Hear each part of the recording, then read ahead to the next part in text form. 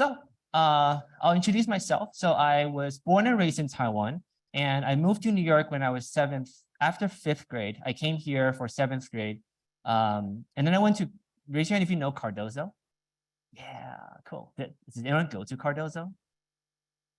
No way. Okay, so I went to Cardozo for high school.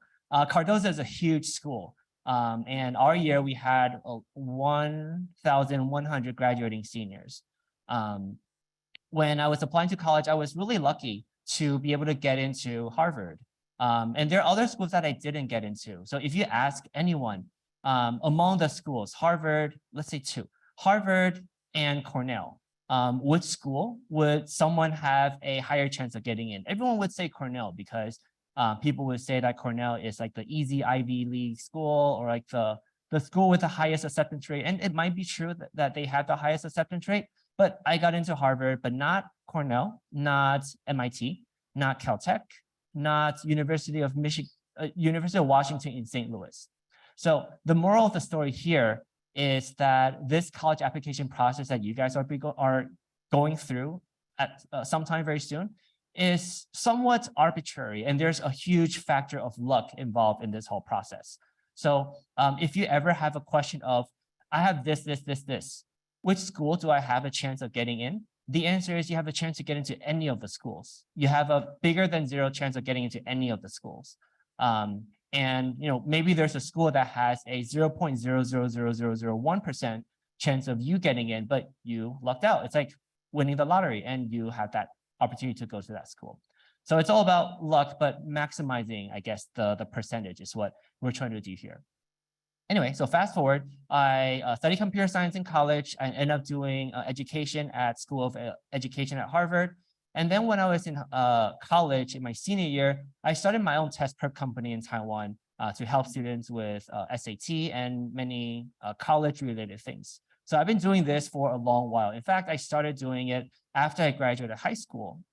When I was waiting to go to college, to go to Harvard, I was helping my friends and random people online, answering questions about how the whole college admission process works.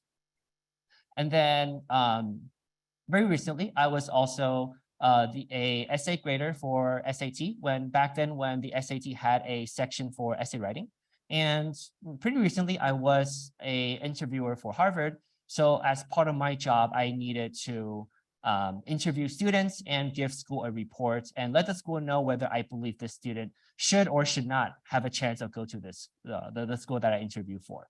So whether it's from the point of view of a student going through this whole process, I can understand because I went through that same process, or from the point of view of a counselor helping students over the past 12, 13, 15, 16 years or so, or from the point of view of a college interviewer. I think there's hopefully new insights that I can offer to you guys today. Fun fact about me is that I think this was 2017, I had a TEDx talk about how difficult Harvard was. And this video, Harvard is Hard, it has recently passed 10 million views on YouTube. So I'm like a small YouTube star. I think that's something really exciting to have this like personal accomplishment. If you're interested in this video where I talked about the life, the experience, and my advice for high school students wanting to go to elite schools, then I recommend you to watch this video after our talk today. There's the QR code on the side, but if you just search on Google or YouTube, Harvard is Hard, you'll find my video. All right, so talking about what I have been doing, let's move on to the things that I did not do back in high school. So I wasn't the top 5 student. I wasn't the valedictorian, like #1. I wasn't #2. I wasn't top 5 in my high school. I didn't have the highest SAT score. I had if you convert it to the current SAT score, it'd be 1480. And also, let me mention something. Many people would stop there and be like, whoa, Alex, this is like 2005 or something. Things are different now. Things are more competitive. So your SAT score will not apply to how things are today. And I can tell you for sure that is not true. And that you can still get into a top college like Harvard with very, very low SATs. So there's no such thing as SAT cutoff. Actually, there is. But a real SAT cutoff for Ivy League schools, as in if you go to a campus like Harvard and you ask like everyone on campus, what did they get on the SAT? the lowest score you'll hear, which is like so-called the cutoff then, do you guys want to guess how low that SAT cutoff is for Harvard? 1,300 lower. 1,200 lower. So even with like a 1,100 or like barely breaking 1,000, there are students with SAT scores as low as that existing on Harvard campus. So what does that tell you? That means there's no such thing as a SAT cutoff. Or sure, maybe there is. If you get like 900 on the SAT, then you won't get in. But like 1,100, there are students at Harvard that I know, well, not people I know, but people who I know who know people have 1,200s on the SAT, and 1,100 is imaginable to get on the SAT. Anyway, I only had 2 APs. So a lot of people would say APs are important, and you have to take a lot of APs, like 8, like 10, 15. One of my students had 15. They would say you need a lot of APs, but no, you don't need, because I didn't have a lot of APs and I got into Harvard fine. I didn't do any internships. I had very limited volunteering hours. I didn't win anything that's significant personally above like the school level. So I won nothing in New York City personally. I didn't win anything in a team state-wise in New York City, in New York State. I didn't do like college research. I didn't have patents. I didn't have recommendations from these politicians or CEOs or college professors. Basically, I think this list probably covers many things that people think are things that you need to get into top colleges. But I didn't have any of those, and I got into college, it's fine. At the same time, I also want you guys to think about those people who had everything here, who didn't end up going to top colleges like, I don't know, Harvard, Stanford, MIT, or Princeton, and compare the 2 students side by side. And then hopefully that will get you a little bit, get you to start thinking that perhaps what you guys know about, what you guys think about the college application process may not be like that exactly. So today I want to cover different points, different reasons that I feel I was able to get into Harvard. And maybe those are points that you guys can learn along the way too. And the first point, super important, is to make sure that you guys know the rules properly. And I see that all the time. Like, you know, if you think SAT is like the most important thing in the world, and you're trying to get that last like 20 points or 30 points by going through a lot of SAT practices, then you're not working in the right direction. When I was in high school, I think, question for the parents, can you raise your hand if you attended undergraduate college in America? Well, okay, very limited number. So, so my parents are like the majority of you who were born and raised in Taiwan, and they knew absolutely nothing about the admissions process in America. They heard about GPA, they heard about SAT, they heard about volunteering, and then they would tell me everything that they hear everywhere. But that's super confusing and stressful. For my mom to come back home one day in 9th grade to tell me, hey, Alex, you should start studying for the SAT because this mom said so. And then next week for her to come back to me and say, actually, no, hold off on the SAT. Volunteering is more important. Let's make sure that you have at least 100 hours on the volunteering because this other parent said so. And then next week is, I don't know, about like competing in math. The next week is about something else. That whole process adds extra stress to me. And it made the whole process even more obscure. And I wouldn't know what to do. So what would I do in the end? I would just like not listen to my mom because I know that she doesn't know what's going on. But the people that I would listen to are my friends in my high school. My friends in my math team were the people that I really trust. They're my friends. And so through my daily conversation with them, I could learn a lot from them. Like whatever they tell me I need to do, I trust them because I know they went through the process. I know they're on my team. And I know that they're passing on the advice that they have. And so I could learn a lot from that advice. Basically, that's what I'm doing right now with helping the students too. So, but before I had the help from my upperclassmen friends, these were my questions. I wanted to know that golden formula. What do I need for my GPA and SAT to get into what college? And oh, by the way, I guess sure you can take photos, but you'll find out that these questions are wrong later on. Spoiler alert. So what is the SAT GPA score that I need to get into, say, like NYU and UCLA and whatever the school is? I want to know what volunteering, what extracurricular activities do I need to do? Like that math competition, should I do it? The school team, should I partake on it? Should I go to out of state to do like sports games, or should I just skip those practices? All the questions about like, what I need to do in high school, those were my questions back in high school. But if you look at the data, and I want to show things through not only my personal experience, but also through numbers, through data, because data are convincing. This is a graph. It's taken from a website called niche.com, niche.com. On this website, they have data points for students who get accepted or get rejected by these different schools. And if you look at this data point, in case the texts are too small, I'll explain. The x-axis here is the SAT or ACT score, and the y-axis here is the GPA, 4.0 being like the highest score you can get. And people would look at this graph and end up with what conclusion? They would say, hey, look, almost all the green dots are on the top right corner. And so what does that mean? That must mean to get into a top college like Harvard, you need perfect SAT and ideally perfect SAT and GPA, because most of these data points are in the top right corner, right? And then people would say, like, look at this point. Yeah, you can get into top colleges with a low SAT and GPA score, but they are exceptions, whatever. There's only like one dot, but most of them are here. So you need to be somewhere here. Raise your hand if you like say that, hear that from people, that you need like SAT, GPA like very high to get into top colleges. Cool. All right.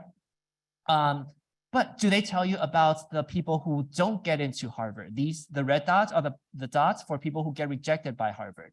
So if you apply that same logic to the graph here, with also the most dense, most points at the top here with high, like perfect GPA scores, and you can't even see the dots here. This whole section here, it's like an area with perfect SAT, very, very high, near perfect SAT and GPAs. If you apply that same logic, you're going to end up with the conclusion that the higher your SAT and GPA scores, the more likely you're going to be rejected. And that doesn't make sense, right? And if you put both graphs together, you're going to see that in terms of the distribution of the points, they're pretty much the same. For both graphs, they have the most number of points in the top right corner, and they have like some points here in this like lower score region.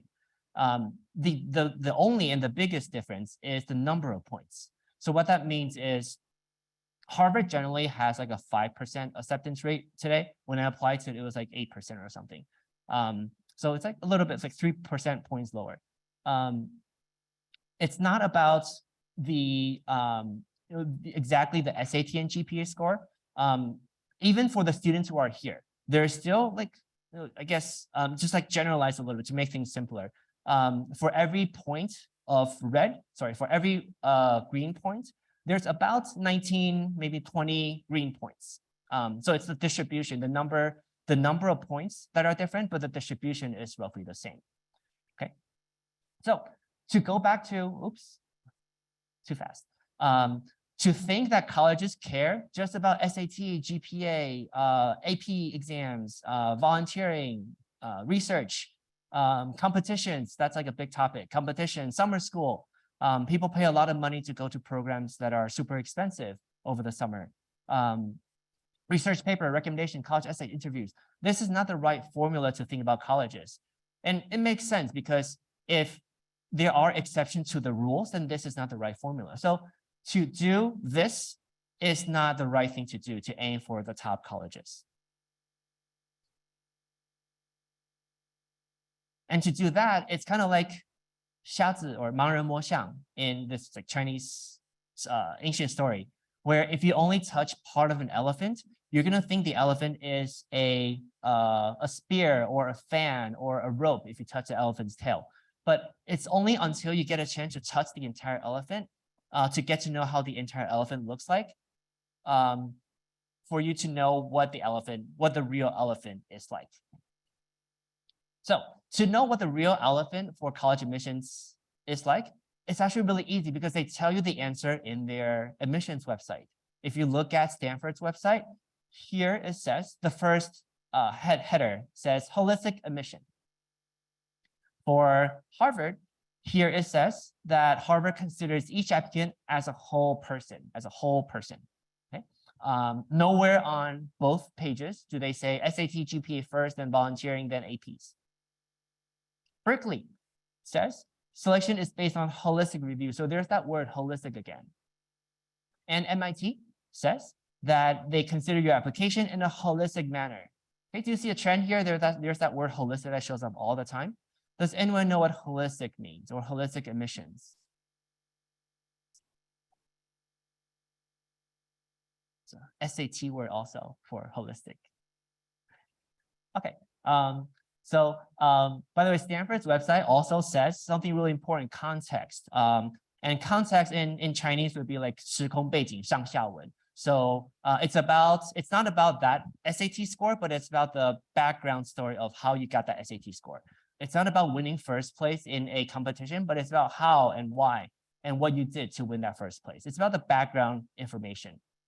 So holistic admissions means that colleges consider really everything that you have.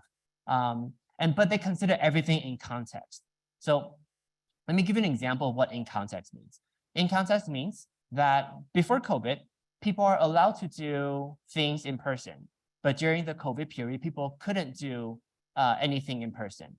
So for colleges to have the same standard of needing to do things in person would not be fair for the people going through the COVID period who couldn't do anything during that period of time. So during COVID season, the admissions director at Harvard would tell the interviewers for us to consider students in context and make sure that we are very understandable of the situations that students have to go through. And from that situation, evaluate the students. So it's about being able to understand that the situation for everyone is different. And the positives coming out of that is that everyone has a chance to win in the college application process if you know the rules properly.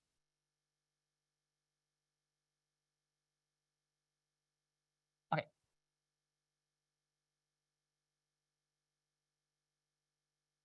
Thank you. 然后下面有8个那个 comments， 你可以帮我看一下。Okay. 好。So let me talk about the actual admissions process. And this is also not any secret. This is out in the public in many places if you know where to look. But the process is this. So when students submit their application to colleges, there will be application readers who are usually in groups of 2s. So you can imagine, to simplify this, imagine two of the admission readers are responsible for the East of America. And then 2 are for like the central region, 2 are for the West.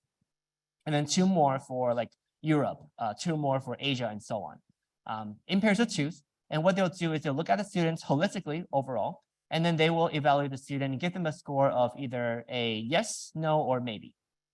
And to 如果有问题再跟我讲，他们有问的问题的话。Okay. 好。Okay. And to simplify the idea, imagine that if there are 2 yeses, then it's a yes. If there are 2 nos, then it's a no. But if there's like a yes and a maybe or a yes and a no, then the application process goes into the next round. And the next round is just roundtable discussion where the admission officers talk about each of the students and they raise their hand or they have a clicker to vote on the students on whether yes or no, and majority rules. So say if there are 7 people who voted yes, but 6 voted no, then he's in. But the other way, if there's that one person who voted no, 6 to 7 in favor of no, then the person gets rejected. To see that better in context, visually and with sound, I prepared a video from a movie called Admissions. And through that video, you can see what I just described in action. So let me switch over to that.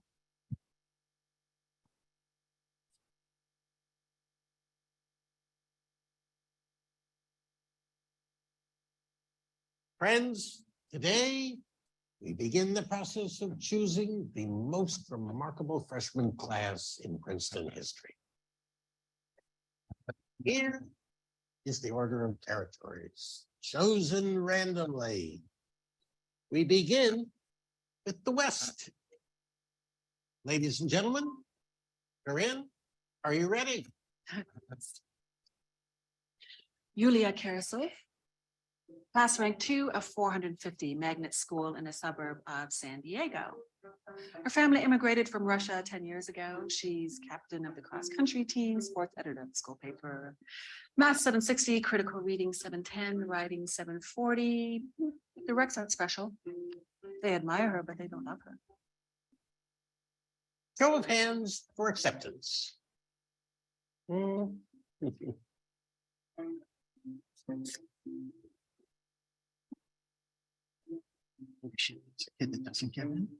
Sylvia Hadlock, flying from Los Angeles, but she's originally from our beautiful state of New Jersey.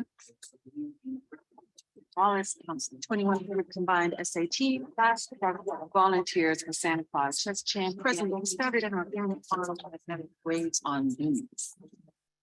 Alice Copley, her dream was to be a prosecutor, then serve on the Supreme Court.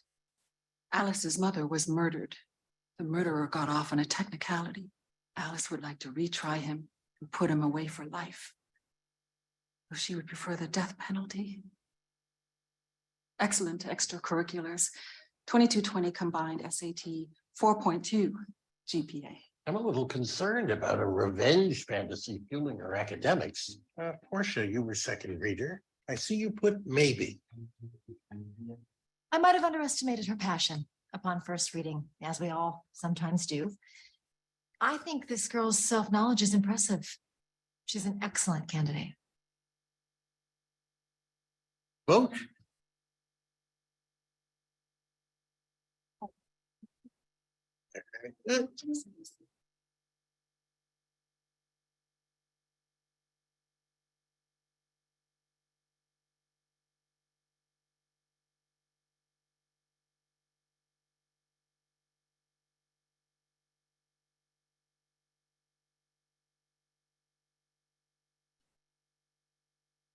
All right, so in that room where they're discussing and they're trying to figure out who to pick. Friends, today we begin the process watch of again? choosing the most remarkable freshman class.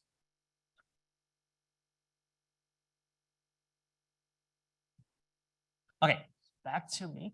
So top colleges, and let's say that top colleges mean like the top 10%. Also, by the way, do you guys know how many colleges are there in America? Take a guess. Actually more than 3,000. It depends on what you count as a college, but it would be anywhere between 4,000 and 6,000 colleges. So top 10% is like already really good, right? Think about, are you like the top 10% in your school? But let's say we're looking at the top 10% of colleges. They're basically looking for two things. They're looking for your personality or your soft skills, and also your ability in doing things or your hard skills. And your goal is try to maximize these two scores, your personality and your ability, okay? And so that leads into the next point. Asian students are all very smart, and they can demonstrate that through GPAs and SATs and extracurriculars, through competitions. But what Asian students lack, and what always get top colleges in trouble with lawsuits, is because schools like Harvard and all the top colleges care a lot about the students' personality also. And there's somewhat of a difference, I think, between the kind of students who I would see at Harvard versus the kind of students that whom I would not see at Harvard. And so I would categorize them into like a regular everyday person that you meet and a Ivy League person. And also, just to clarify, there's nothing with I'm not saying this is like good or bad in terms of one or the other. And I'll say that my mom's personality is 100% the ones on the left. My mom is totally okay with being a regular housewife. She's very happy with just taking care of the family. She doesn't need me or my dad or anyone to make a lot of money. And she doesn't dream of like becoming the best at anything. She just wants to make sure everything is fine, stable, and secure. And that's her own lifestyle. But the kind of lifestyle and the kind of attitude that I have is I don't like to be just average or regular. I want to do more. I want to be the best. In school, ever since like first grade, I want to be like the 小老师 or like the small teacher or like the class leader in class. When I was in second grade and third grade, I wanted to be the 班长, like the class president in my class. It's that tendency. And then in school, I always want to get 100. I'm not okay with getting like 97 or 95s. Those scores make me feel uncomfortable. I just want to always be the best. And that's the kind of mentality. Like I want to be the best, and then I want to be even better. I guess one way you can put it is like maybe like the Michael Jordan or the LeBron James mentality, the basketball players. Like they always want to be better and better and better. A regular person might say, I want to be the best, but if not, then it's okay. I'm okay being number 2, being average. Sub-average is also okay. But you would never hear that from an Ivy League student. They will always say, if I'm not the best, then I need to be the best. I'm going to work really hard and I'm going to be the best. There's no way that I'm going to be number 2, especially in high school or middle school. A regular person, there's nothing wrong to always listen to your mom and say, my mom tells me to do it, so I do it. But an Ivy League student wouldn't do that. And that's why I always get into fights with my mom. Even earlier today, she wanted me to do something. And I told her that I believe the other thing is better. And I wanted to explain to her through like a dialogue, through logic. But my mom doesn't take that. She takes it as I'm her son, so I need to listen. Like my mom told me to do it, so I should do it. That's what a good kid is. But Ivy Leagues don't want good kids. They want kids who are, I guess, rebellious in this case. But you can put it as they want kids who can think independently and they can provide their own opinion. So it's not just for the purpose of saying no to my mom, it's for the purpose of understanding why I need to do those things, putting a purpose into why I need to work hard, why I need to do something. It's not about being complaining. A regular person might just complain behind a keyboard, like this country sucks, this club sucks, I hate that teacher. But a Ivy League student wouldn't just do that. They would say, all right, so this company sucks. I'm going to be the CEO of the company. Hey, America sucks. I'm going to run for the president and actually go through that whole process and be the president. So that kind of like drive, motivation is something that you would see among, I think I would say like 99.9, if not 100% of all students that you see at Harvard. So it's the kind of personality, the mentality that really distinguishes a regular, normal, everyday person with a student that I would see at Ivy Leagues. And that's what I would do in my regular interviews with the students too. So just to like let you guys know what's coming up, if you guys ever do have an interview with colleges, is that the interviewer will like talk to you, to ask you questions and so on. And then at the end, what they're trying to gauge is basically it boils down to, does this person that I'm talking to seem like someone who would be someone that I would imagine seeing on my Harvard campus? Or does this person just like doesn't fit? Like that kind of fit in terms of personality, especially, is what we're looking for.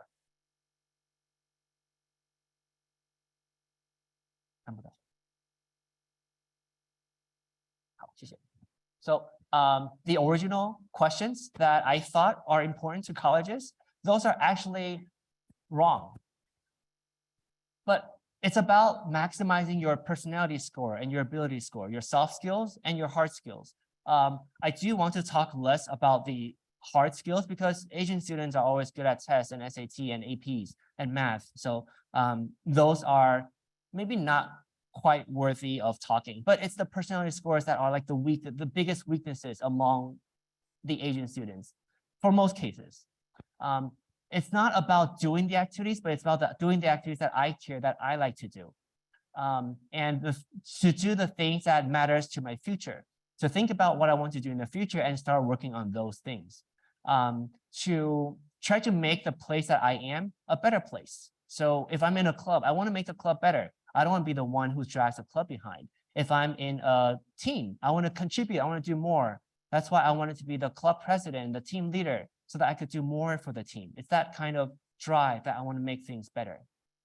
And super important is that colleges don't care about your SAT. You know, if you think about it, high SAT score, cool, but so why? So what? What colleges care about is whether at some point in your future, 5 years, 10 years from now, are you going to be rich or successful or famous? And that's what colleges care about. If you are going to be rich, successful, or famous one day, then you bring a lot of good things back to the colleges. You know, if you think about the classmate that I had back at Harvard, Jeremy Lin, he wanted to go to Stanford, but Stanford said no. He ended up going to Harvard. It's kind of like his second choice. But because he went to Harvard, after he made it in the NBA, he donated $1 million back to his college to renovate the basketball court. And so in that case, this college would be Harvard and not Stanford. And when people know of Jeremy Lin, they would know that he is from Harvard and not from other schools. It's that fame and that positive image that these excellent students can bring to colleges. That's what colleges care about. So not about APs, not about how many volunteering hours, but it's about, are you going to bring like positive vibe, positive things to the colleges that you're going to be attending? And that's what they're looking for. And also it's important to clarify, even though Canada is like right there, the kind of approach to applying to schools in Canada is drastically different from the kind of approach that you need for American colleges. In Asia, it's all about that one test, whether it's like 高考、联考、学测 or other kind of exams. In America, it's all about you. Remember that holistic word, holistic admissions, or who you are as a whole person. It is that person. What kind of person are you that American colleges care about? If you're thinking of schools like University of Toronto or Cambridge, University of Cambridge in the UK, for example, they're here. And so they would care about, yes, that personality thing. So what you do outside of school, do you have volunteering? Are you in sports team? They would care about that. But still, do you have good grades? Do you have APs? Do you have good SATs? It's still mostly about your grades. So if you're very good at taking tests and grades, then perhaps you would thrive in applying to schools in these countries. But if you're not good at presenting yourself, not good at the personality aspect, then you're going to be having a very hard time applying to any of the schools in America, because top schools care about who you are as a person, not just how well you do on tests. So the kind of things that I said I didn't do back then, if you then look on the other side of what I actually did back then, I still did a lot of things, but it's not just about doing those things, but it's about the context, about my, I guess, the purpose, the drive for doing everything that I have here. So I was still ranked number 8 out of 1,100 students, considering that I'm a pretty new immigrant. I finished 5th grade in Taiwan. I came to the States for 7th grade. So I had like 2 years of preparation before I like entered high school and had everything count toward my report card. Having shorter time to prepare for college, but still end up number 8, I think that's pretty good in terms of academic, in terms of the ability that I demonstrated through my grades. I was the captain for my math team for 2 years. I represented the New York City math team for also my junior year and senior year.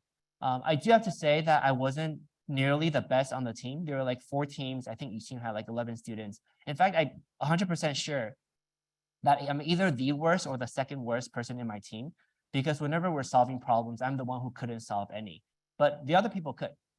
I did finish, so school-wise in my school, I was number 1 or had the highest score in my school for AMC 12, a math competition. And then I did tutoring in math because I thought math was fun back in high school. So like I enjoy being in math team. I enjoy doing tutoring in math. I enjoy doing Science Olympiad and the math related events for Science Olympiad. I love science too. So math and science are like my thing. And it makes me happy to do math and science in high school. Remember I said that kind of personality of always wanting to be that leader, that captain. So I enjoy being the orchestra's concert master and student vice president, even though there were politics going on in my orchestra. And so I ended up being the student vice president and not the president. But since like 10th grade, I really wanted to be some kind of leader in the group. And I asked the conductor, I asked the director, and asked my friends about like whether I could be the student president in my club. I was also the captain of my table tennis for 2 years in my school, captain and like president. And while I was there, I wanted to do more. I wasn't satisfied with the club just being the way it is. I feel like since I know people from other schools, then it would be really fun if I could organize something between my school and other schools and just compete and like make new friends and like mix together. So I started our own first tournament between schools.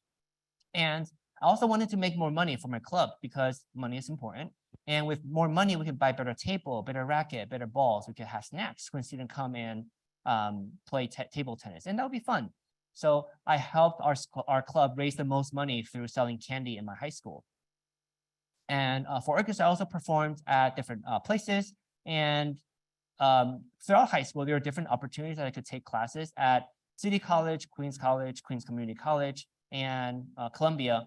And so I took those opportunities. But super also really important to know that the money that I need to spend for those programs are very cheap, because those programs require you to be an honor student, to do decently well academically, or to go through an application process to be in. So it's not one of those programs where you just paid a lot of money, like $3,000, $6,000 to get in.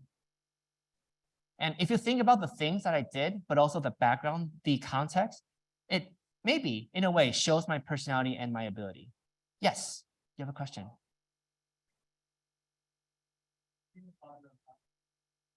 Yes, so this is me.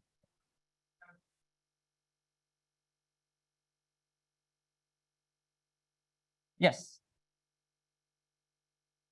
Oh, yeah. So this means in my high school, I went to a big high school, Cardozo 高中, and we had 1100位 graduating seniors, 12年级, and my rank in my school was number 8.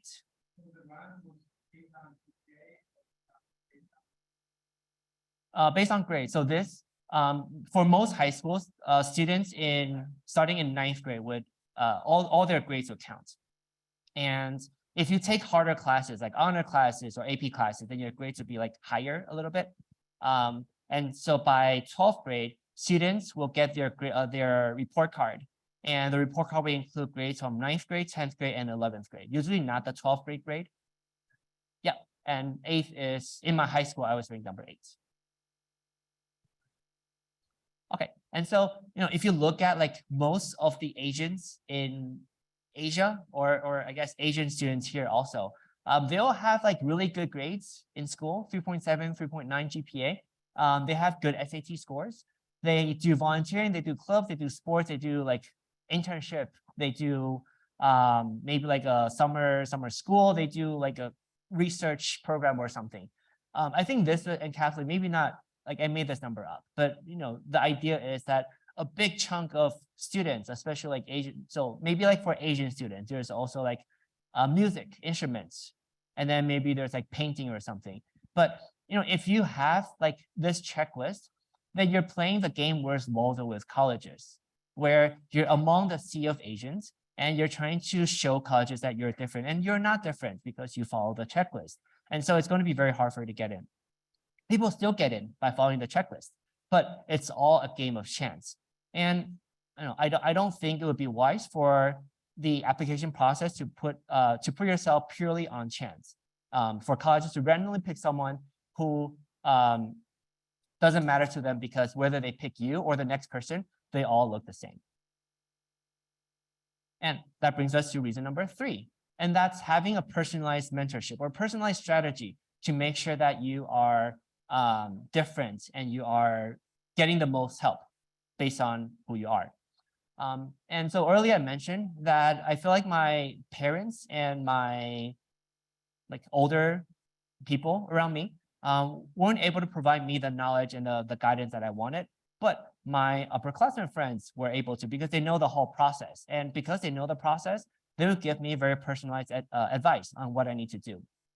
And since they're also my friend, they know my personality, they know the things I like, they know the things I don't like. And so they were able to give me a lot of advice on what I need to do along the way. So it's super important for students to understand who you are. And this question sounds stupid, it sounds easy, but for the students who are going through the 12th grade application process, almost all the questions they have to answer on the application is not just about, did you compete? Did you volunteer? Did you do something? But it's about to know what are your talents or strengths. What are you good at, basically? To also know what are you bad at. To know what are your interests. What do you like to do? To know what future goal do you have? Like, why do you want to come to our school? Is it just because of the name? Or do you have other dreams, other goals that you want to achieve after coming to our school? And it's also about how to make yourself very likable and popular by other people, because ultimately you want to make yourself likable by your teachers so that they can write good recommendations, right? You also want to make yourself lovable to the admission officer so they all say yes to you. So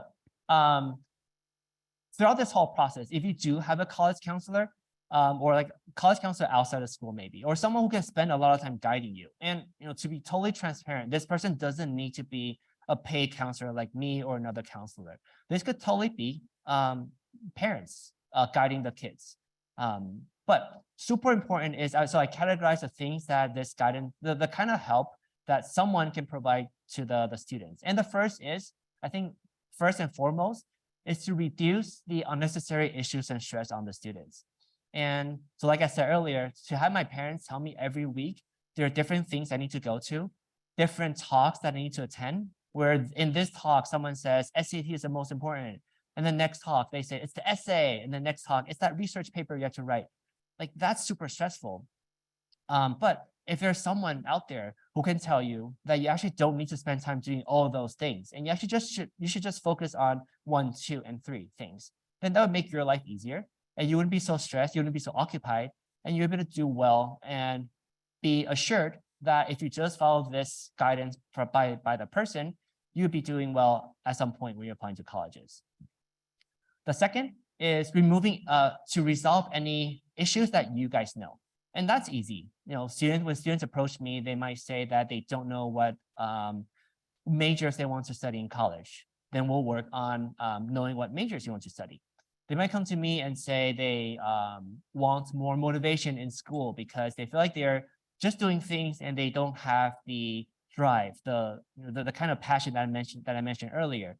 And so they feel like they're like lazy, they procrastinate, and they're just like going through daily grind.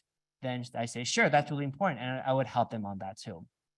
Maybe they'll say, I don't know what I need to do for my extracurricular activities. Then we'll talk about it, and I'll guide the student and help the student do those excellent things. But then the last one is also the thing that people often oversee, is to help you realize the things that you don't realize at this point.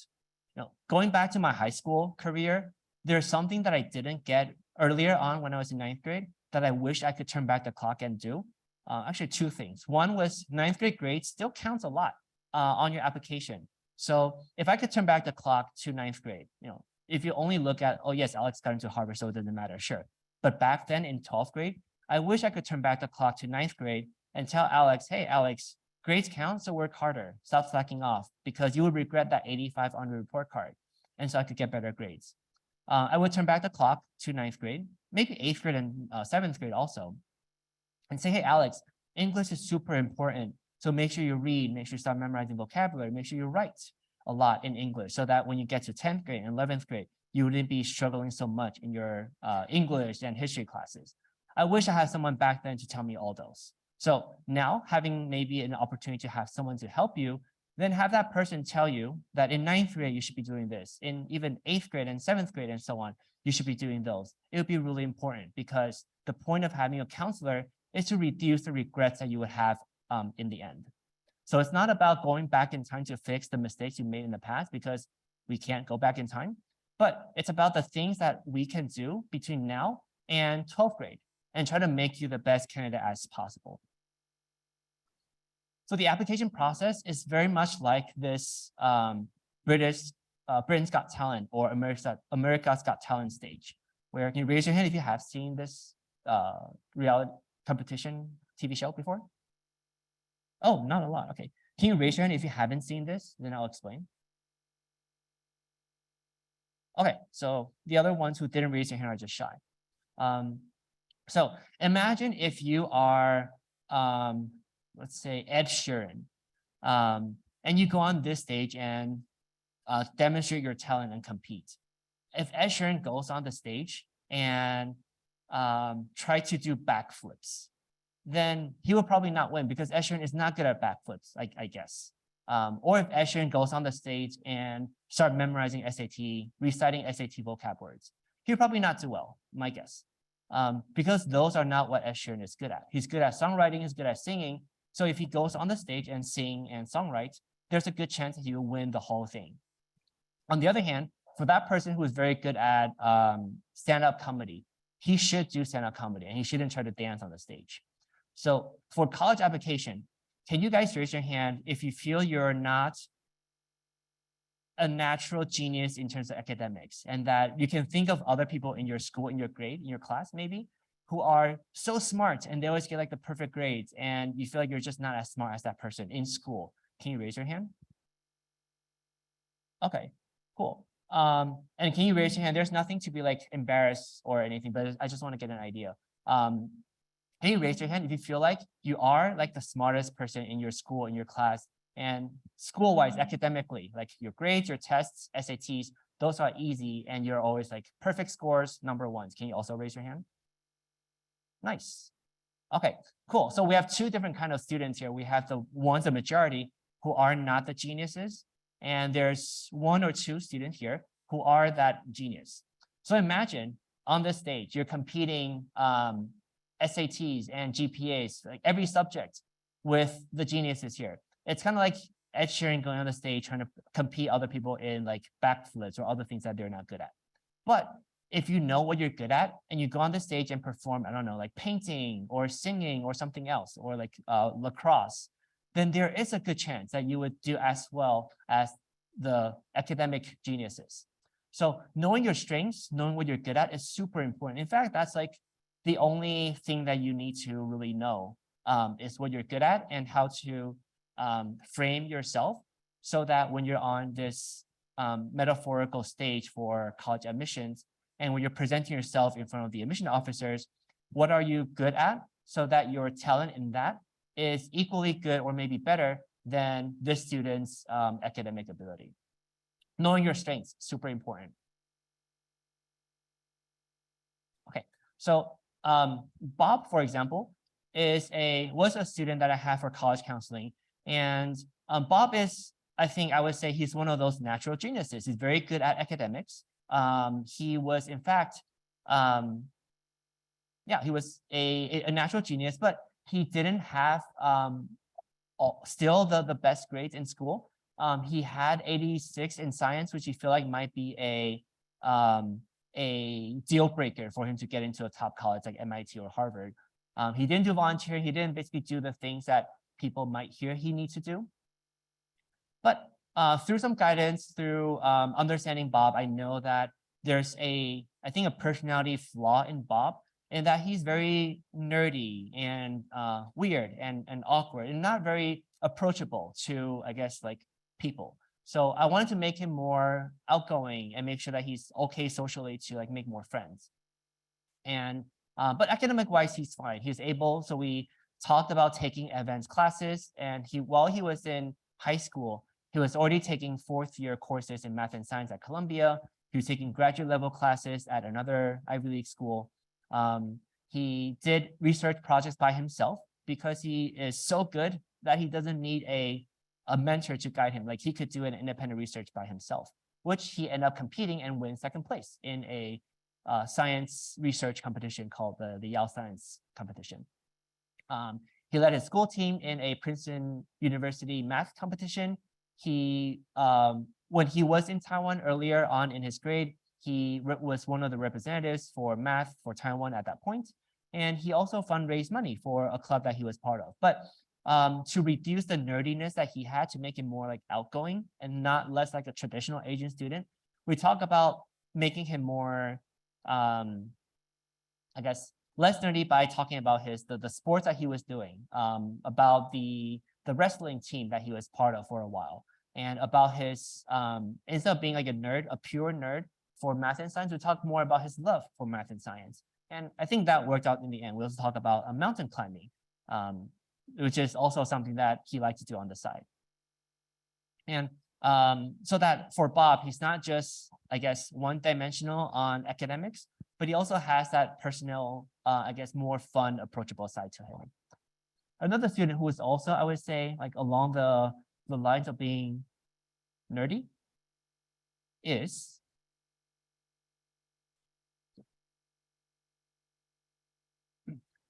a student named Alex. And Alex is also one of the nerdy students who, but doesn't have the best grades, but he just like to live in his own room and read a lot of things that he likes to learn. He doesn't do the regular things, but we talk about the things that he loves, and he absolutely loves and is excellent at math, and he's qualified to compete at the highest level in different math competitions. Something that he forgot, that he didn't realize is one of his strengths, is his ability to self-learn, because he ended up taking 15 APs tests, and I think he got like all 5s on them. And he was able to do that because he was self-learning all the AP classes by himself outside of school. So that was an aspect that I realized that he forgot to tell the colleges. So we talk about it, about his interest in learning, in knowledge. We also talk about his more fun personality, where he liked to go to a comedy club and do stand-up comedy every once in a while. And even though he didn't have a lot of friends, but he did have a few friends that he really cherished while he was in middle school and high school. So we talk about that very intimate friendship that he had with one only friend along the way. And but my point, the point for Alex, the student, is to show he has the personality and the ability side of him. And there are many other students, Cheryl, for example, which I call her Sherry here, didn't do a lot of the traditional things, but we talked about a few biology classes that he could take online instead of doing in-person lab during COVID period. So we talked about, so I taught her how to write an email to professor to ask the professor to allow her to take his college class for college credit. So in that particular class, she was the only high school student, just like Bob earlier, the only high school student in the whole class taking that particular class, and in which she also ended up getting an A. So to colleges, to see that students are in high school, but are able to take on and do well in classes that students take in freshman year or sophomore year in college, this adds another layer of like security, knowing that the student is really smart and hardworking and is ready to enter college and do well in a rigorous college academic setting. Cheryl is someone who is very interested in friendship. So she has a lot of friends and she's on Instagram all the time. So perhaps that's who she is. She likes friends, she likes social, and she's also very good at those. So we talked about how Cheryl should utilize her interests and try to do more things on Instagram. So instead of doing the traditional promotion in person, like putting out posters, for Cheryl and her friends, it would be fun and productive for them to create an Instagram page and to promote an event over the summer, which she and her friends organized together. And they end up having 1,000 followers for their Instagram page. And I think it was like 100 students. Yeah, over 100 students participating in the event that she created, that they put together by themselves. That's really cool for her to do that by herself. And again, it's about the personality, the soft skills, and the ability that you can see from the things that they do. And I'll just talk about one last student, Stuart, who we started very late for Stuart. And I think that's one unfortunate thing, is that we started in his junior year, January. If we had more time, then there's a lot more that we could do together. But in the beginning, Stuart wanted to do something computer science related, but he didn't know what to do. So we talked a lot about different things that he could do.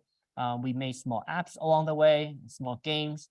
He built an air hockey table for his school because he also liked the engineering aspect of it. He, for that summer, we talked about a big project that he could do by himself, something that's self-initiated. So in the end, he created a program that is able to recognize a moving volleyball and be able to recognize that's a volleyball and the location of that volleyball. Just because he is interested in volleyball, he plays a lot of volleyball in high school, and to create something like that and use it in his volleyball practice would be very nice for him to do. So that's something that we end up doing and something that he was able to do in the end. And for a high school student to learn machine learning and AI and image processing at that age, I think that's really impressive. But also something that Stuart was able to demonstrate is he also did everything here because he enjoyed doing those. So it's a personality aspect that we can show through the application to colleges. All right. Last point about getting to top college is starting early. So can I get raise your hand if you or your son or your daughter is in 12th grade right now? 12th grade. Okay. Anyone in 11th? Okay. And 10th? Interesting. 9th? Okay, so 8th or 7th? Okay, cool. Sixth or fifth grade? Cool. And then fourth or third grade? Cool. Second grade or first? And then kindergarten. Okay. Any baby still not yet in the world? Okay. So super important to start early. And even though the application process isn't until 12th grade around this time, it's everything that the parents do with the student, or everything the student does from age 0 to age like 17 or 18. It's this whole process. And let me explain what that means. Even though I didn't move to America until 7th grade, and only 9th grade, things from 9th grade and on counts. If I didn't start playing playing violin in 5th grade, there's no chance that I could be the concertmaster of my orchestra when I get to 11th grade. Make sense? If I didn't, so like for example, I started playing lacrosse in 10th grade. And so there's no way for me to be a starting midfielder, starting player, like a starting athlete on my team because I started lacrosse so late. But if I could turn back the clock back to 3rd grade or 4th grade, I wish I had started lacrosse back then, because if I did, then I would do really well in lacrosse and I might have another title on my application with being the captain of my club, of my lacrosse team. Personality-wise, I mentioned earlier that ever since 1st grade, I always had that tendency of wanting to be the class president, of being the leader of the pack. And I want to like lead people to like play games or like to do things. To me, that's really fun to make, figure out what's the best plan and execute that plan and make it happen. Like that's really fun to me. And it's that personality that I had back then that happens to be a good personality for top colleges. If you or your children don't have that personality now, that's fine. But it just means you don't have that kind of Ivy League personality that top colleges are looking for. So the debate is this: students can stay the way they are if they're more like laid back and chill and don't strive to become the best. Like that's fine. And there are great colleges that are looking for students like that, and they can probably have a very successful and happy life in the future too. But it's just that these students are not the kind of students that top colleges are looking for. And if you're pretty laid back and maybe like lazy, procrastinate, you don't work as hard, you lack that motivation or you lack that direction, but you're interested in some kind of change and you want to become that someone who's like very passionate about the things that they're doing, maybe as passionate as I am right now with like telling you guys this, or like performing magic, like that's really fun too. Being really passionate about something and become the best at something and maybe become rich, famous, and successful in the future, then some kind of change is necessary so that you become that excellent person for these Ivy League schools. But if you have, even if you're a senior now, between now and the end of the year when all the applications are due, you still have a month and a half. And I think working on something for a month and a half is better than not putting in any effort at all between now and the end of this year. If you're in 11th grade, then that means you have a year and a little bit more to really work harder. If you're now in 9th grade, you have 3 years. If you're now in 2nd grade, you have 10 years to work hard. And the more time you have to work in the right direction, the better you will be, of course, in the end. And there are two keywords there. One is to work as much time as you can. So one is time. And the other one is the direction, what I said earlier. Make sure you're working in the right direction and working as hard as you can and spend as much time working on that direction as possible. Then you will be an excellent candidate.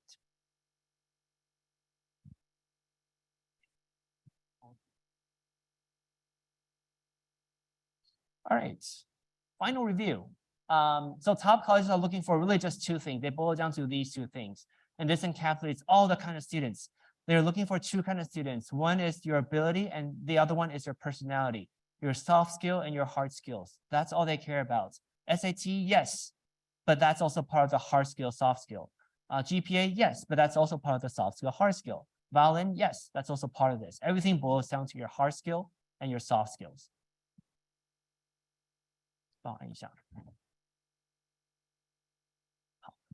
And it's the combined score. So say if you're very good at your hard skill, like academics, but you lack in personality score, then, maybe there's like imbalance. And if you can pull up your personality score a little bit, then your sum of the score will be higher and you have a good chance of getting to top college. And the 4 things that are important, first is know the rules properly, so you know which direction you should be going and which ones are not.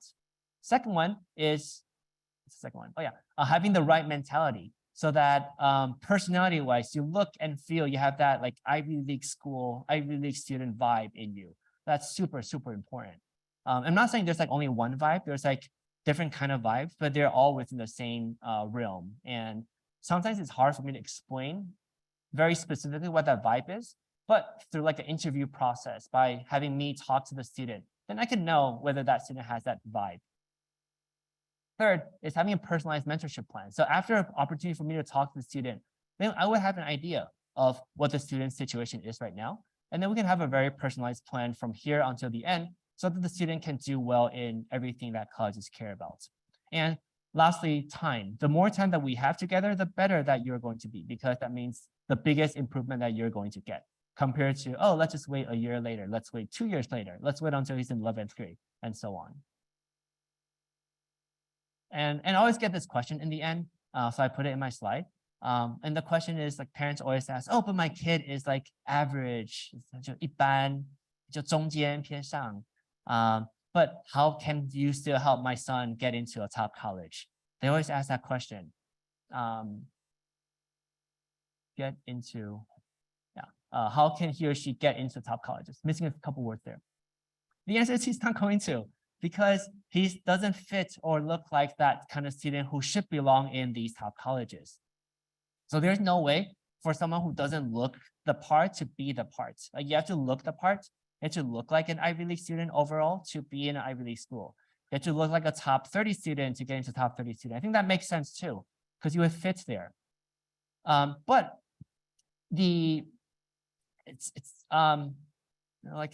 it's all right if you're not there yet, because there's still time.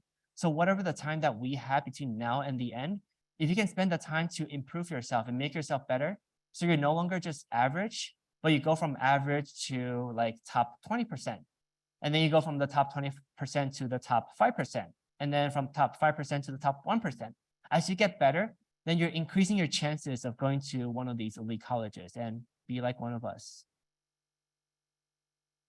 So this, the topic of today's talk about 如何颠覆传统思维模式，培养成为常春藤要的人才, about adjusting your mindset to become someone who is wanted by the Ivy Leagues. It's not about doing those things to get in. So there is no golden formula to everyone here and say you just need to do this, and you will get in. It's not about doing those things. It's about becoming that person. The idea is, it's not because I did math and so I got in. It's because I love math back in high school. Not as much now, but I love math. I love science. I love physics. To me, those are fun. And it's that love that I had that helped me get in. And that love is who I was and who I am now. So in order for you to get into these schools, you also have to become that person from the inside. And that's like the hardest thing. But also, that's what someone like me can help you with for the next couple of years. All right. So that's all I want to say. What questions do you guys have now? Yeah, sure. Online people too, if they have questions. So the first online question is, can I ask what you perform in Lincoln Center, please? What I perform? Okay. So for the application process, there are two, I would say there are two parts. One is everything that a student does from age 0, literally age 0, until age 17. So when he or she is in 12th grade, like at this point. And the second part is about presenting yourself. So in Chinese, if you know Chinese, the Chinese proverb that I recently learned, I've been using recently, is 台下10年功，台上1分钟. Okay, so the 台下10年功, the work that you put in off stage, is everything that you're doing between now and 11th, 12th grade. And then after you do all those things, the last moments of presenting yourself on the application, That's the 台上1分钟. Okay. So why does that matter? That matters because if you only look at the things I said to colleges that I performed at Lincoln Zhongxin and Carnegie Zhongxin and did world tour with my orchestra, that sounds good. And that's a part that I put on my application. But if you know the backstory, the context of that, it might not be that good. And what actually happened was that there's this part of the orchestra. By the way, it's called CYCNY, in case you guys have heard it. So I was part of CYCNY orchestra in New York City, in Queens. And something that our orchestra does every year, I think maybe even now, is that we perform at Lincoln Center every year. And Carnegie Hall is with another orchestra that I was part of. So the songs I played at Lincoln Center are just the songs that our orchestra played at the concert. It's not a individual like performance there. Yes. That after you interview a student and you can tell you're not that type of person, you're not IVD, so forget, I don't want you to be my student. So which is okay because we don't want to waste our time and money. Unless you say, okay, you're very promising and you're that type of person, you have the ambitious and you have the ability, and I thought your ability is good and your soft ability is also good, and the hard ability you have very promising. And then we can continue. Because I don't want like a student which doesn't have any hope. And you said, okay, I could help you. But you know that chance is like 20 or 10 or even 5%. Okay. Well, 5% is good because Harvard's admission rate is 5%. So sure, I can explain how the next like process works. I think at this moment, the biggest issue with everyone in general is that people don't know whether you are good or bad. And that's a huge issue because that's like, you don't know whether you're healthy or not. And then one day you realize, oh crap, that's cancer. So what's very helpful at this moment is to have some kind of like a mock interview. And the idea is this. So if for a Harvard applicant, I would do an interview with the applicant, and then afterwards I would write a report to the admission office about what I think of the student. And that report is usually done at the very last moment in 12th grade.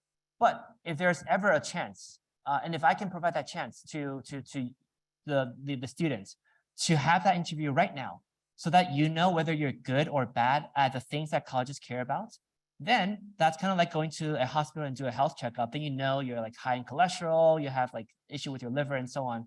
And then you know that those are issues that you can fix for the next few years. So I would say having that kind of health checkup in terms of college admissions through that mock interview and a report, I would say that's super helpful. And that's something that I would definitely do in the very beginning if I ever had that chance back then. And that's like step one. And then after knowing what are your weaknesses and what are your strengths, the next step is a process. So let's say if you're, may I ask how old is your son or your daughter? What grade is he or she in? You can just say any number, it doesn't matter. Sure, let's say if you're a student is in 10th grade, then that means 10th grade until 12th grade, we have two more years to work on, right? So there's no, like I said earlier, there's no student who would have zero chance in getting in any school. There's a bigger than zero chance of getting into any school because luck is important. But what a counselor can do is not to go back in time and fix the things that we can't fix, but is to make sure that from here on, so let's say from 10th grade on until 12th grade, in the next 2 years, we can increase the chances of the student getting into all the schools. And this is not just for Harvard. So one way to think of it is, imagine having a counselor means increasing your chances of getting into any school by a multiple of 2 times 2. Okay, so for a school like Harvard and Stanford, where they have like a 4% chance of getting in, 4% acceptance rate. Let's say if after the evaluation, I feel let's say that I feel like your son or your daughter has like a 2% chance of getting into these schools. That's good because that means after a while with my guidance, he would increase that 2% to 4%, doubling it. And 4% is still really, really low, but we did a lot and you would rather have 4% chance than 2% chance, right? For the schools that have a higher chance, let's say 40% chance of getting in, If we work really hard, then he or she would have 80% chance of getting in. And that's nice to have a much higher chance of getting in. So it's about comparing what chances would you have without my help and what chance would you have after my help or another counselor's help. And the most that we can do, the more that we can improve that, that the students can improve throughout the whole process, the more value I can provide. So if you feel like whether I exist or not, it's always 25%, then I'm not providing any value. But if I can increase that chance, so it's about the change that someone can provide from day 0 to the last day. I don't know if that like answers your question. Online question. Okay. How do you sell yourself? How should you sell yourself if you are lost, but do want to go into the top schools? Like you feel super normal and just decent in things. Cool. The second part is So would you say passion projects are the new standard and wow aspect of college apps? Let me answer the first question. So I guess the first question was the question that I mentioned earlier here. If you're mediocre, how can you get in? The answer is no, you're not going to get in. But if you go through that change and become not mediocre, not average, you become excellent, then you will have a good chance of getting in. That's the other lines. The second question, so if you're lost, if you don't know what to do, then it's nice for someone to point you in the right direction. And maybe that's when a counselor outside of school can provide value to you or your child. Second question is about is doing a personal project that you're passionate in, the new standard to get into top colleges? The answer is it's a weirdly phrased question because the question itself is wrong. Top colleges, since the beginning of like college admissions until today, colleges are never looking for SAT, GPA, extracurricular activities, volunteering, and so on. They never ever said that's the formula. That formula is set by maybe counselors, maybe teachers, maybe parents, but no one from any school would ever say that they would follow that formula. So first, false information with the background of the question. Colleges always, ever since the beginning of ages, today, and if you have like younger sons, younger daughters, 10 years, 20 years from now, colleges are always looking for two things. And that's, they're always looking for who you are. Who you are means there's the outside, the things that you do, the trophies you put on the wall, the grades you get on the test. But there's also the who you are inside. Like, do you get the grade because your mom tell you to? Then if so, then those grades are bad. If you get those grades by yourself because you work really hard on it, then those grades are good. It's about that context, that who you are. So yes, colleges care about the things that you do. So I wouldn't exactly frame it as it must be a personal project. It could even be like, for example, one of my students, she loves baking. And whenever I talk to her and ask her how is her day, she would always tell me about the new recipe that she's experimenting, and that she's making brownies and cookies and cake and other things. And I could tell she really enjoys baking. So I told her that she should turn that into something that's more concrete than just baking for her mom. And she said that that's not useful. She and her mom said that that's not useful because baking is not related to pre-med or becoming a doctor. But I brainwashed them, or I persuaded them for like months. And like after a year later, she's finally convinced to upload videos of her baking, her recipe, onto this platform in China called Xiaohongshu, which is kind of like TikTok or Instagram or YouTube. The point of that isn't to show that she is going to become a YouTuber in the future. Maybe she is going to, maybe she's not, but that's not the point. The point is the reason for her doing those things, other than I told her to. I didn't tell her to. I just explained to her the benefits of doing this, including, I think someone who wants to be a doctor has that natural tendency of bringing people better things, bringing people better health, and so on. So if she knows a better recipe that's more healthy, then she will want to share that recipe to other people. And she agreed to that. She feels that those recipes are better, healthier, better tasting. So she will want to share those recipes to other people. It shows her personality. Because she cares about other people's health, she's willing to do it for free. And she doesn't do it just for the money. So she's willing to spend the extra time, instead of studying for tests, spend those time on making the videos and upload them to Xiaohongshu and get a lot of views and likes by strangers. it's the kind of person that the student is. So to make it more general and more accurate, just so that there's no like room for misunderstanding, I would say it's not about a personal passionate project, but it's about demonstrating what you care about through the things that you're doing. And so that could be baking. Like if you call that a project, sure, that's a project. For students who want to, Cheryl earlier, I mentioned that she took a college level biology class. That's not a project, I guess, that's a class, but it's something that she cared a lot and she wanted to become a good biologist or a doctor. So that's why she did it. It's that motivation that she had, that drive that she had inside. Yes. What if you have the mindset, like you have the mentality, but you don't have like you lost passion in all stuff that you tried, Mhm. or you don't have a goal anymore? What do you do if you're like lost Yeah. on the road? Okay, great question. In case you guys didn't hear, the question was, if you had the mindset, but you lost the drive, what would you do? But I have a question about that question, because it sounds contradicting. Wouldn't that mindset be that drive? So if you have the mindset, then you would have the drive. If you don't have the drive, then you don't have the mindset. Does that make sense? So part of that mindset is that drive also.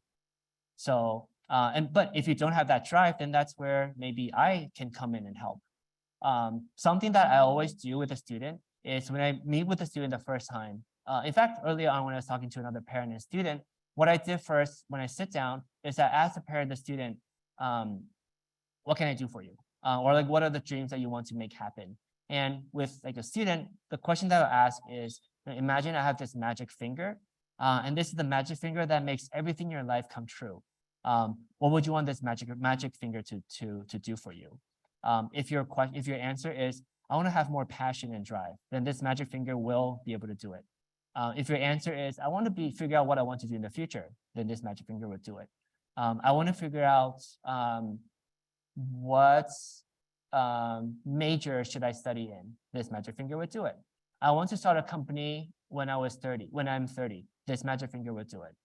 In fact, even things that feel like are not related to colleges are things that I need to intervene. For example, if the answer, maybe in like a regular interaction I have with my student, a regular weekly catch up, I ask the student what's going on over the past week. I had this one student in 9th grade, and she told me that she just broke up with her boyfriend and she's feeling really sad and she didn't want to do anything for that week. That's super, super important for me to know.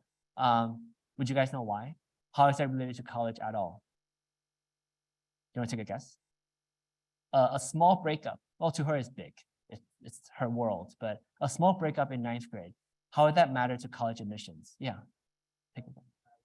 Exactly, stress and anxiety. So what she said in her wording, I just broke up with my boyfriend and I'm sad and I don't want to do anything for this week. There are 2 red flags in the question. Breakup is fine, but the first red flag is I'm sad. So my job is to make her less sad because she can't be sad. Sad is bad. If she's sad, then there are many things that she can't do. She wouldn't want to continue to do her clubs. She wouldn't want to participate in class. She wouldn't want to study for a test. And all those are minus points for her for the application. Second red flag was, I don't want to do anything for the rest of the week. That also means bad grades and a lot of problems. Perhaps, remember I said earlier, I wish I had higher grades in 9th grade. So I told her that, if you want to take this week off, I can understand, but that just probably means bad grade for the report card. And I regret it back then. Looking back, I don't know if you would, but I think you would later on if you, go back and realize that you had a bad grade just because of that small breakup back then. You probably regret it. And so the student ended up being more happy. But another longer lasting consequence of that is, say she's now in 10th grade. When it comes to a time when she's writing college application, there will be questions about her biggest obstacle along the way or her biggest success. Maybe she's thinking about the biggest obstacle as the time that she didn't do well in the painting competition, the time that she didn't do well in an internship or volunteering, whatever. But for me to know that she had that breakup back then, for me to know more about her life story, I could say, hey, Angela, what about that time? Remember 9th grade, you told me you had a breakup with that guy? Like at that point, you were pretty sad, right? But afterwards, we worked on many things and you made a lot of friends. And those friends are like very close to you now. And also because of the emotion you're able to pick yourself up, back up very soon and do a lot better in school. And that helped you with the rest of the semester, right? And perhaps by knowing about that story, she could have a better essay later on when she's in 12th grade. So those minor things, you can think of it as, I can't think of a word in English. So maybe it's only in Asian culture, but 鸡婆, like trying to learn as much about the student's life as possible. But those small things that I learned from the student and the little hints that I can pick up in our conversation, that gives me ideas on how I can fix you in a way. But yeah, adding that motivation is something that, in fact, I talked to 5 students this past week while I was in New York. And a common theme for these students are actually what you just mentioned. They all feel like they're studying, they're working, they have good grades, but they just don't know why they're having good grades. They feel like they're robots or zombies. But after a short talk with them about their future goal, for example, one student wanted to become a doctor. And she feel but doctor is more about biology and science. It's not about history or English. But I explained to her about how her future job of wanting to become a doctor relates to getting good grades in school. And what I said to her was, if you think about in the future, if you're ever going through a life-threatening situation and you're being operated by you have 2 choices, 2 doctors. The first doctor went through medical school with A's. The other doctor also had A's for this the operation that he's doing in, but he gets really bad grades in other things. Given the 2 choices, with everything else being equal, which one would you choose? And everyone would say, that person who's imperfect in everything. And that makes sense. So for the student, then the student understands that actually good grades mean more credibility, means that my patients would believe me. And so that would be helpful for her in her path to become a doctor. And so that made her work hard a little bit. It's these stories, the things that I talk to the student and we'll try to find what matters to the student. And so what's your name? Is that Ben? Yeah, so you're missing that drive because you don't know what you're working for. But if you spend some time thinking about what's that ultimate goal that you're aiming for in your life, then you will have that drive. And that's something that we can talk more about in the future to have you sit down and think about, if I have this magic finger and I can make your future life come true, what would you want to be? Would it be like an NBA player? Great answer. Would it be like a Hollywood star? Great answer. Would it be a biologist or doctor? A lawyer, someone who makes $1 million, a YouTuber, whatever. That dream is also a drive that you can have.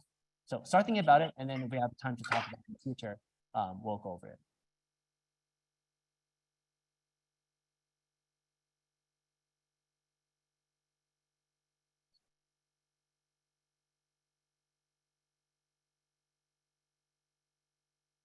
Okay, so while he is browsing the chat, any question from the on-site audience? 如果家长要用中文问也可以， Yeah. 用中文回答。刚刚有没有家长想用中文问一下的？或者刚有哪一页没有听清楚的，我可以再重新用中文解释一次也可以。Yes. Yeah.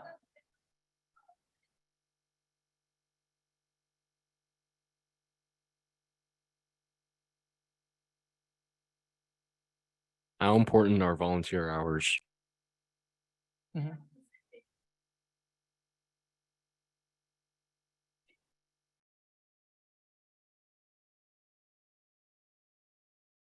Mm-hmm.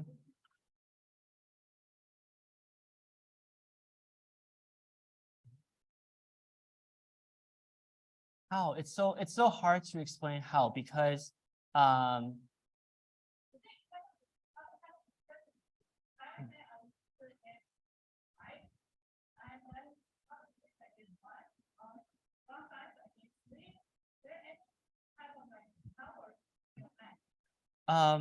maybe for the people online who didn't hear the question, I'll repeat again.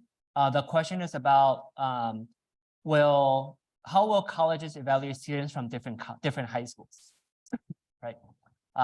And it's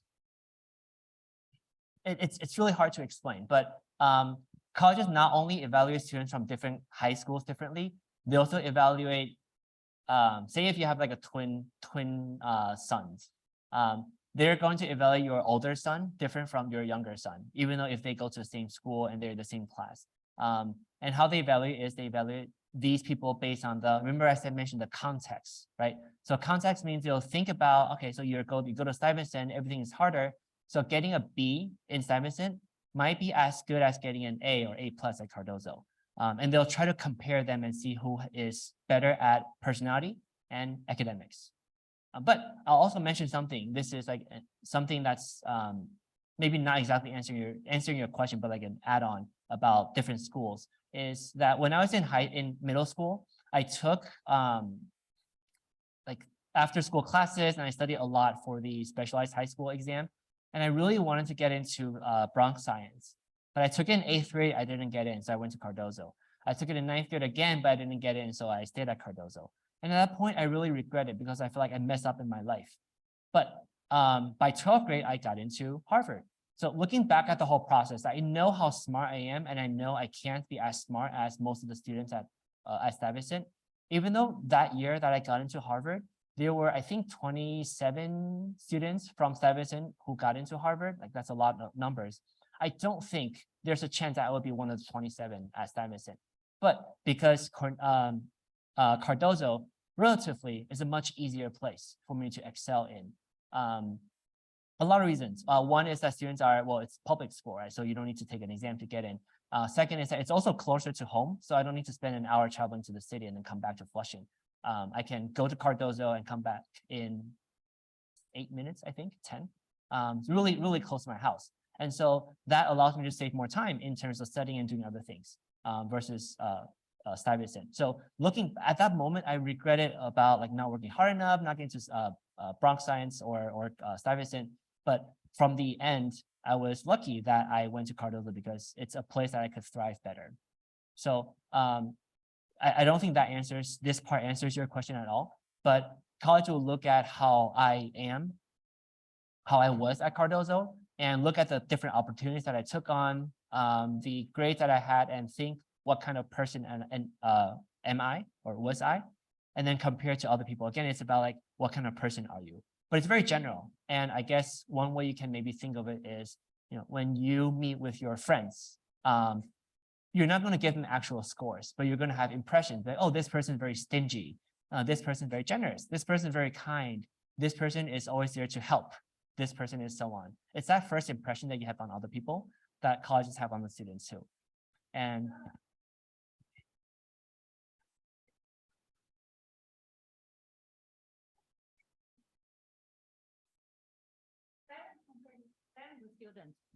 And Francis Lewis compared to Francis Lewis. it's a lot more yes, but it's a lot more complicated than that. They compare students at Stuyvesant with Stuyvesant. They also compare students at Stuyvesant with Cardozo and Francis Lewis. They also compare if you have a son. They also compare you, son, as a male student with female student. They also compare Asian student with non-Asian students. They compare you, let's say if you're from Taiwan, they compare you from Taiwan versus you from other Asian countries. They compare you, someone who writes on the application as Buddhist religion, with other people who are not Buddhists. They compare you who live in this county with other people living in this county and not in this county. Everything that you can think of. They compare you with someone coming from a family with both parents living with a kid, with another family where the kid is raised by single parents. They consider really everything in the whole process. And that's what in context means. And yes, maybe there's quota, but it's not like a hard quota of it where they must admit like 1 or 2 or 3 students from a school. Cardozo, when I was accepted to Harvard, there were no students from Cardozo admitted to Harvard for the past 4 or 5 years. So when I was at Cardozo, no one got into Harvard, but I was the first one. The person who online asked about are volunteering hours important, and the answer is no.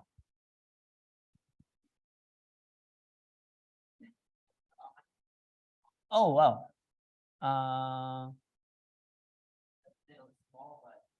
Okay, what do I consider mediocre though? Mediocre is, I guess, someone who doesn't stand out, or mediocre is, in terms of like numbers, mediocre is like the middle average.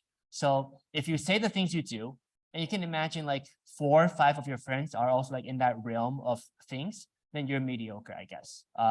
But say if like everyone in your class gets 100 on a easy math quiz, then 100 is mediocre because everyone gets 100.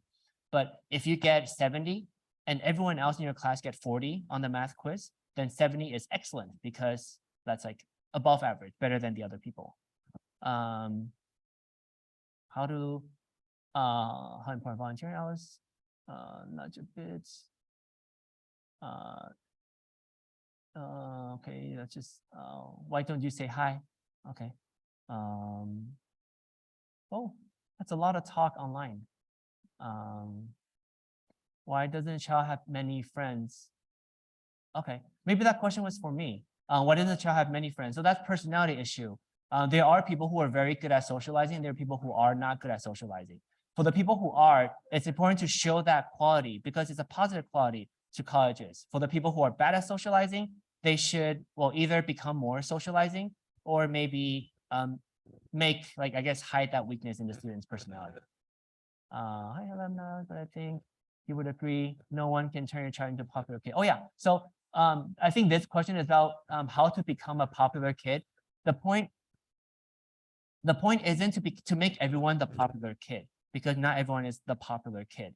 But and so that's why the application process is fun because if the student wants to become a popular kid, then the goal is for me to help him become a popular kid. But if he doesn't want to, doesn't need to, then there's no need for me to make him become a popular kid. Racking up volunteering hours. Okay, so volunteering hours are not important. It's not about the hours, it's about what you do. So if I spend 1,000 hours handing out canned food, then that sounds like something that's boring and not productive with my time. But if I spend 20 hours making a video for today's event, like 30 minutes for today's event, and you upload it to the YouTube channel and you get 1,000 views, then that's a good time, a good way to spend your time on it. And then looking for question marks. Okay, no question mark here. Yeah, can you scroll down? Yeah.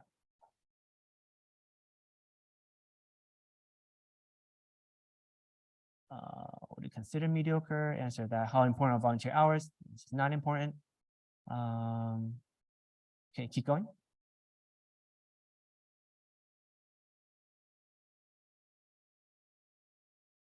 Okay, what is the interviewer's role in the admissions process? So interviewers are like an extra pair of eyes to the colleges. Sometimes it's hard to see who the college is through just paper. And so to have someone else who knows about the process to meet with the student and advise the school on, hey, I think this student is excellent. Or, hey, I think there are some flaws with the student in this, this, and this. That would be an important information for colleges to know. So providing extra information, kind of like an advisor to the colleges. So imagine the admission officers to be like the president, and the interviewers to be like the advisor to the president. What do you think are the biggest benefits of going to an Ivy? How much time do we have left? 5 minutes? Okay. Well, the biggest benefits of going to an Ivy. I'll talk about benefits. I'll talk about drawbacks too, because it's not fair to only talk about benefits. The benefits to going to Ivies are very little. Let me start with the non-benefits of going to Ivies. The non-benefits are, okay, say if I didn't go to college, this is a good and bad thing. If I didn't go to college and I work as a store manager, then people would say, oh, good for you, you're a store manager of a small like local store. If I went to Harvard and work as a store manager, people would be like, oh, you went to Harvard, but you're only a store manager. Then there would be doubts and questions on me. And that's not really fair. If I'm really passionate about being that store manager, maybe there's a reason why I wanted to be the store manager. Maybe it's close to home. Maybe it's something I love doing. But then there's that burden on me for having the title for the school. So I don't think that's fair for me to for people to judge me for doing things that are not like the best in the world. But there's that burden on you. So do you think that burden is fair? Do you want to have that burden? That's something to think about. Also, another thing I would say is, even though people think that a good college degree would help you get jobs, that's not true. Because unless the company only cares about your school title, then you will get in those companies. But if you can get in just by having a school title, then I'm not sure if that company is good. Companies would probably care more about how good are you at the job. And I found out that firsthand by getting rejected by at least 100 interviews because I wasn't good enough for those companies. But there are people from people that I know, my friends from SUNY Binghamton, Stony Brook, from even City College, who end up getting great jobs because they are excellent people. So I think in a way, having that Harvard degree could also be a disappointment to recruiters. If I perform the same as that person who went to Binghamton, then that person the interviewer, the manager, might be disappointed at my performance because I went to Harvard but only did this. They might be very excited to see that other person from Binghamton to be able to do the same as the person from Harvard. And maybe they might think that person has more potential and that person will get accepted. So it's not just all positives for going to a good college. 你们不是不同种族的 scorecard 是不一样，是真的吗？特别是亚裔学生分数特别高，scorecard， 但是我刚刚有讲到大学没有那个硬性的 scorecard， 所以并没有那么的硬。但是亚洲学生大家头脑都很聪明，所以你亚洲 SAT 学生 SAT 考试考1500，它不见得代表你很厉害。但是如果你生长在一个很破碎的家庭，爸爸因为吸毒而被关，妈妈因为吸毒而在勒戒所，然后你从小长大没有父母，然后你 SAT 家庭里面没有人高中毕业，你读到高中毕业了，然后你的邻居大家都是一天到晚都有枪有毒品有其他的，然后但是你还是很努力的，最后拿到 B 加的成绩 SAT 拿到1300，这个努力是很厉害的。所以大学看的 everything 的意思是这样，并不是只是看1300比亚洲学生1500还高或是低。很多亚洲学生 SAT 考1500很厉害，但是1500是因为不断的补习、不断的上课、不断的背 SAT 生词而拿到那个1500，那1500就不厉害了，因为那个是透过硬性的把它补起来的，那个就不厉害。但是那个刻苦耐劳的学生的小孩，他除了忙这些事情，还要照顾，还要打工赚钱，照顾自己的弟弟，然后最后 SAT 还能够拿到1200、1300，这个超厉害。是，我觉得是那个学生的时空背景也是有很大的关系。Okay. Would you like maybe one last question? Would you be willing to listen to a child's experience now and comment if you would consider mediocre? So I would love to, but we don't have time. But also, I think like everyone would know how to judge whether someone is mediocre is, and this is like a self-test. You say, so like Vicky, you can say that to your friends and to your like family friends, and look at their reaction. If their reaction is, oh, 很厉害啊, very good, good for you, then it's probably mediocre. But if their reaction is, 哇操，这么厉害，这么牛, or like, wow, how did you do it? Really? He's only in what, 7th grade and he's able to do that? Then that's probably not mediocre. Okay, so based on the people's reactions, you can get an idea of whether something is good or not.